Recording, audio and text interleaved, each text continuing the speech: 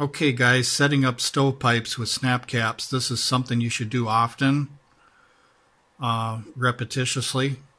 You'll take a firearm and you'll purposely set up a stovepipe. And what you'll do is you'll do it several times, and then maybe in a few days or a week or something you do it again. And this becomes an exercise that you do so often that when it happens on the range or in real life, you'll know what to do because your muscle memory has already been trained to take care of the problem. But I'm going to show you something that I found was easier for me. It might not be for you guys, but it's easier for me. And it's not using the slingshot or the overhand method, and I'll show you what it is. Okay, notice on the Bersa Thunder, if I slingshot, notice that I have the decocker safety right here. Now sometimes what could happen is you could slip.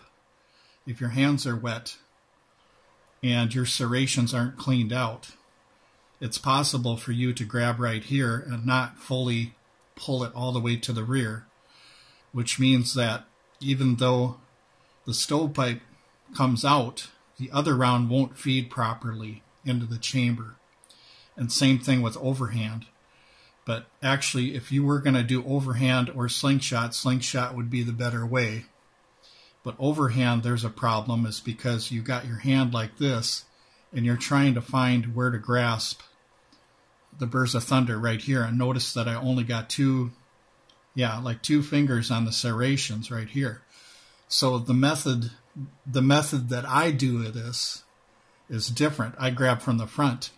And some people are saying, oh, you don't want to put your hand in front of the muzzle. But notice that my hand isn't in front of the muzzle. What I'm doing is I'm using my pinky to find the end of the frame. And I've got 4 fingers on the front. So I'm going to use the front to take care of the problem. So traditionally what people would do is they would tap, rack, tap, forehand rack. So either slingshot or forehand. But what I'm going to do is I'm going to tap and I'm going to push the slide back rather than pull it back. So as I push the slide back, I'm going to kick it out like that as hard as I can. And then once I do that, I'm going to hold the slide to the rear, just pause for just an instant, and then let it go. So it'll look something like this. And I'm back in business. See that? And I'll show it to you one more time. The way to set up a stovepipe is, people forget this, you got to take out the magazine. It's the very first thing you do. Lock the slide to the rear. And what we're going to do is don't let the gun slam forward, but what you're going to do is you're going to hit the slide stop, slide release, slowly let it come forward, and then put the round in there, the snap cap. And there we have a stovepipe. You don't want to let it slam forward because of the extractor right here. So you want to make sure you have a good grasp on the weapon before you put the simulated stovepipe in there. So now that we have the magazine out, we created a stovepipe here carefully without slamming the extractor into it. Now what we're going to do is we're going to load 1 round of snap cap into the magazine. We're going to insert the magazine. And then we're going to repeat the process. And what you do is you do this 50 times, once a week or once a month or whenever you feel you need to do it. But you have to do it always the same way. So if you're going to tap slingshot, if you're going to tap overhand, you have to do it. And you have to test yourself on what is the better way to do it. Because you have to do all 3 ways to find out which one you fail the most at. And I fail the most at overhand, second slingshot, and then third I fail at is here. This is actually the most successful way for me to get the stovepipe out and chamber a new round. Now it looks a little slower because the slide, when I push the slide to the rear, it's got to pause just for a second or just for half a second, and then it comes forward. You'll see what I mean here. But what I'm going to do is I'm going to twist it violently this way because I want that shell to come out. I don't want any problems with not getting that out. I want to violently flick it this way. So here we go. Okay, now notice I have the slide pinned to the rear. Now what I'm going to do is let it go. And I'm back in business. So that's how you do it, folks. You never want to set up a stovepipe by leaving the magazine in first, like this, with the round in the magazine, because when you're setting up a stovepipe right here, for example, if you go like that and you're letting the slide come forward, then this round is going to get stuck in there. So it'll be similar to like a double feed in a way. So it'll be a stovepipe with a round trying to get past the stovepipe. So the reason why that's the reason why you want to take the magazine out to set up a stovepipe.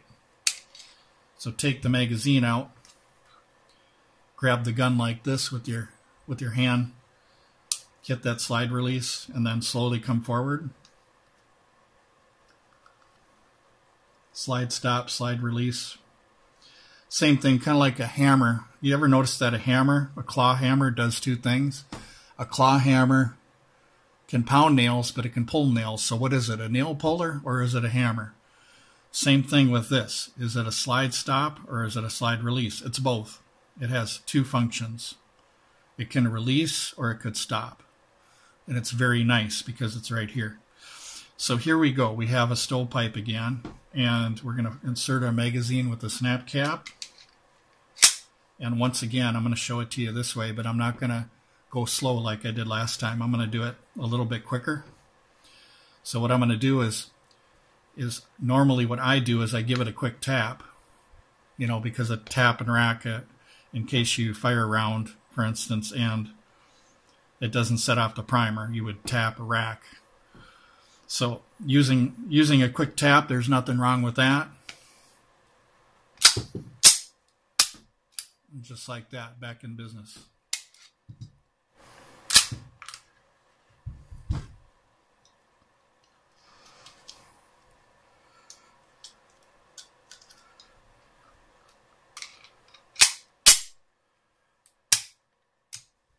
And there we go. But anyway, thank you for watching, you guys. The reason why I'm telling you this is because there's 3 ways you can do it on a pistol.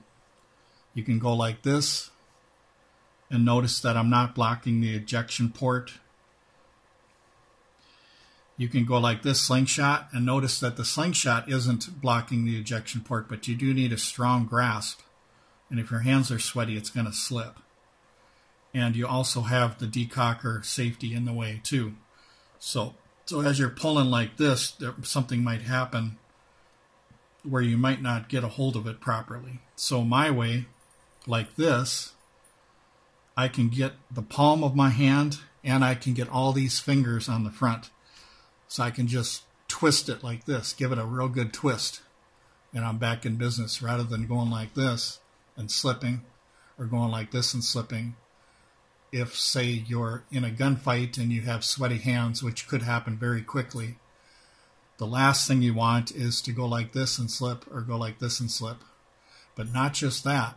Your slingshot and your overhand, if not done with the proper inertia, what'll happen is the stovepipe will stay in there, but another round will try to feed behind the stovepipe. So it's similar to a double feed. The only difference is the stovepipe is not in the chamber, but the round behind it is trying to bump into the stovepipe. So it's kind of like having a double feed in a way. Then you're really screwed.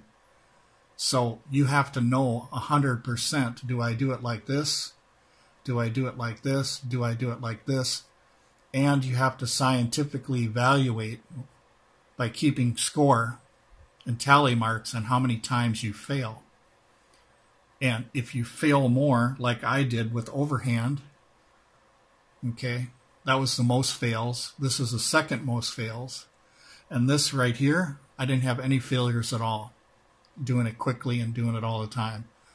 I've never had a problem doing it like this ever. It's always worked out the same way for me. So I'll show you one more time. So for new people, setting up your stovepipe, make sure there's no live ammunition on the table. You want snap caps. And what you're going to do is you're going to grasp the pistol like this, really strong. Okay, hit that slide release or slide stop. Slowly let it come forward. See that? Slowly, slowly. Don't damage your extractor. There we go. We've set up a stovepipe. Now we're going to take another round right here because that's our second round, or that's our full magazine. We're hoping that we have ammo in here and that it's going to fire after we clear the stovepipe. So there we go. We're all set up. You're shooting. All of a sudden something happens. You check. You notice there's a stovepipe, right? You're back in business. And notice that that round did chamber, so I didn't have any failures. You could tell by it ejecting that there wasn't any problem with that one, that it did go in and it did fire. So